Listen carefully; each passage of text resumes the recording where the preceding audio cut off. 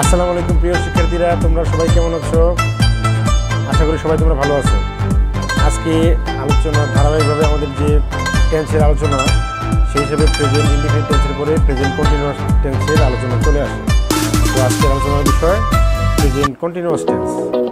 ঠিক আছে, এখন প্রেজেন্ট কন্টিনিউয়াস টেন্সের আমরা কাকে বলে আর এটা আমরা আজকে জানবো, আমরা চেনার উপায় জানবো আমরা, এবং বিভিন্নভাবে এর উদাহরণগুলো আমরা প্র্যাকটিস করব। এবং এর যে তোমার গঠন আছে, প্রেজেন্ট কন্টিনিউয়াস টেন্সের গঠন হয় আমরা চারটা দিয়েই জানবো, যেভাবে আমরা ইনডিফিনিট টেন্সে জেনেছিলাম। একটা হলো যে অ্যাফার্মেটিভ গঠন, তারপরে নেগেটিভ গঠন, তারপরে ইন্টারোগেটিভ গঠন এবং ইন্টারোগেটিভ নেগেটিভ গঠন আমরা জানবো।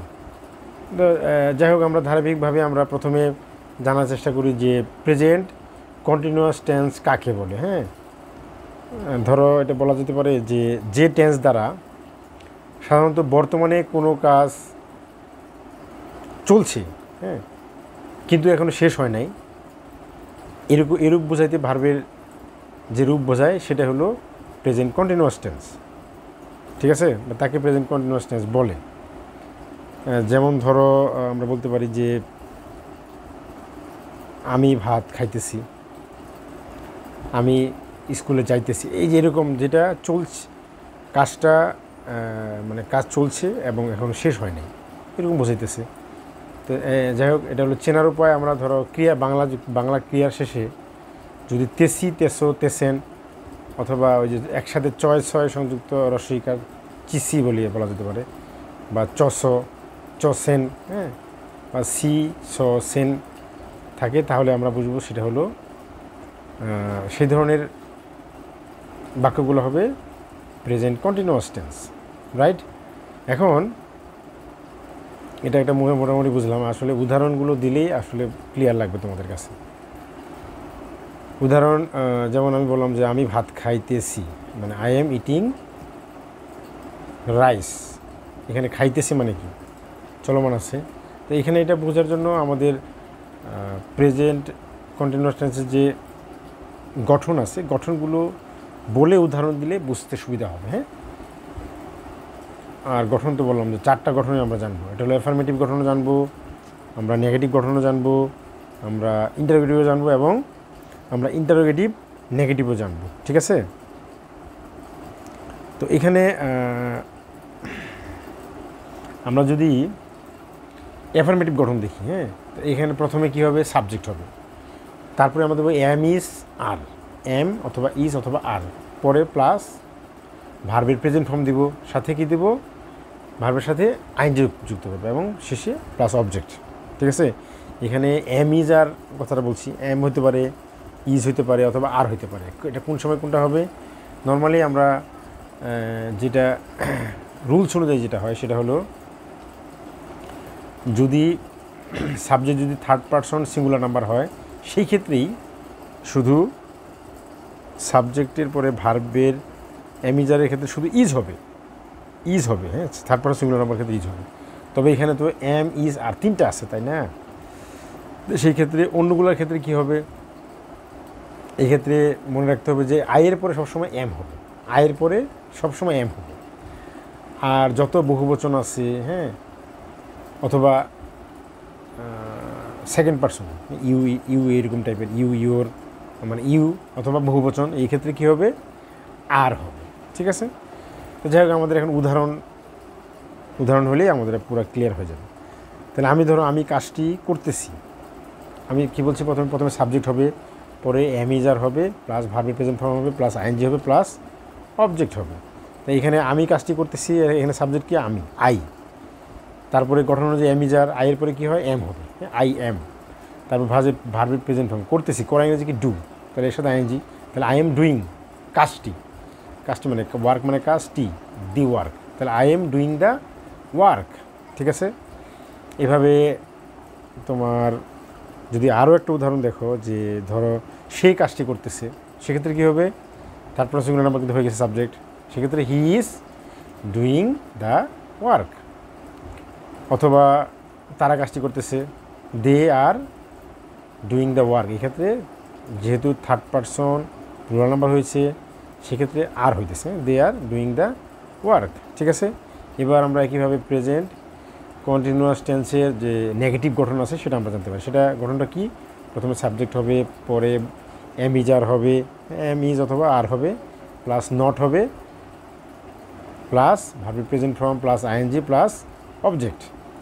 ঠিক আছে, এখন আমরা আগের উদাহরণটা যদি আমরা দেখি তাহলে আমাদের কাছে আর সহজ লাগবে। যেমন আমরা প্রথমে কি বলছিলাম যে আমি কাজটি করতেছি, তাই আমি বললাম যে আমি কাজটি করতেছি না আর কি। তাহলে কী হবে সেটা? I am not doing the work.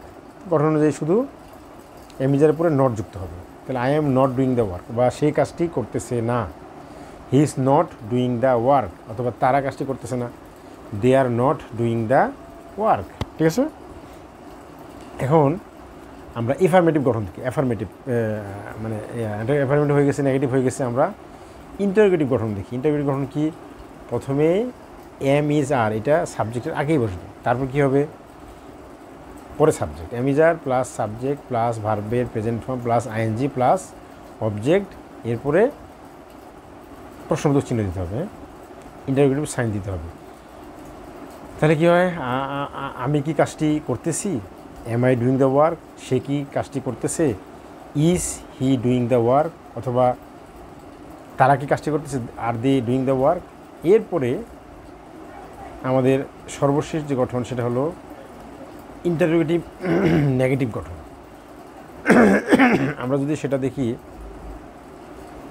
এখানে প্রথমে এমিজারি হবে গঠনে, তারপরে সাবজেক্ট হবে প্লাস নট হবে প্লাস ভার্ব প্রেজেন্ট ফর্ম, তারপরে আইএনজি হবে প্লাস অবজেক্ট হবে। যেমন এখানে আরেকটা বিষয় আছে, সেটা হলো যে এম এর সাবজেক্টের আগে এম হয়, ইজ হয়, আর হয়, পরে নট হইতেছে। আমরা এটা একসাথে লিখতে পারি, সেটা হলো ইজন্ট, আরন্ট, অথবা এইন্ট লিখতে পারি। হ্যাঁ, ইজন্ট, আরন্ট বা এইন্ট সংক্ষেপে লিখতে পারি আমরা। আমি এটা একটা দেখাই দিলে হয়ে যাবে। এইবার গঠন আমরা দেখি যে সে কি কাজটি করতেছে না? Is he not doing the work? অথবা আমি কি কাজটি করতেছি না? Am I not doing the work? অথবা তারা কি কাজটি করতেছে না? Are they doing the work? আমরা যদি একবারে আগের মতো বলি, ওই যে একসাথে বলার ক্ষেত্রে isn't he doing the work, ain't he doing the work, aren't he doing the work. ঠিক আছে প্রিয় শিক্ষার্থীরা, তোমাদের কাছে বিষয়গুলো একেবারে ক্লিয়ার হয়ে যাওয়ার কথা। এখন আমি তোমাদের কিছু কাজ দিই। হ্যাঁ, এই কাজগুলো তোমরা করে সঠিকভাবে সমাধান করে তোমরা কমেন্ট বক্সে লিখে দিবা, যাতে আমি বিষয়গুলো বুঝতে পারি এবং এই অনুযায়ী তোমাদের আরও ভালোভাবে বোঝানোর জন্য নতুন ভিডিওতে আলোচনা করতে পারি। তাই আমি কয়েকটা কাজ তোমাদের বলে দিই। এক নাম্বার হলো যে, মানে দুইটা ভাগ করছি আমি। ধরো এ নাম্বার আর বি নাম্বার। এ নাম্বারে তোমাদের কিছু ফিল ইন দ্য ব্ল্যাঙ্কস দিয়ে দিই। হ্যাঁ, যেমন ধরো ইউ, আমি একটা দিই, 1 2 3 দিতেছি। এক নাম্বার হলো you dash dash learning English. এখানে কি হবে? অ্যামিজার কোনটা হবে? অথবা নট দেওয়া যাবে কিনা, দেওয়া যাবে অথবা যাবে কিনা। তারপরে আরেকটা দিলাম, ধরো she dash not watching TV. 3 number হলো ধরো আই ড্যাশ স্টাডিং নাও। ঠিক আছে, এই 3টা ফিল ইন দ্য ব্ল্যাঙ্কস তোমরা সমাধান করবা।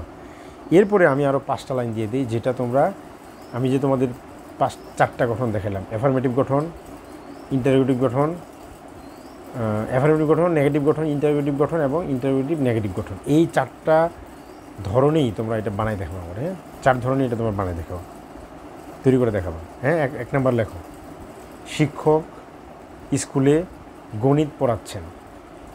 1 নাম্বার। 2 নাম্বার কি? আমার ভাই দাবা খেলতেছে। ঠিক আছে। 3 নাম্বার, আমি বিদ্যালয়ে আসতেছি। 4 নম্বর লেখো যে আমরা আজকে ঢাকা যাইতেছি। 5 নম্বর লেখো সাফিয়ানা তার বাড়ির কাজ করতেছে। ঠিক আছে, এই 5টা ব্ল্যাঙ্কস তোমরা আমাকে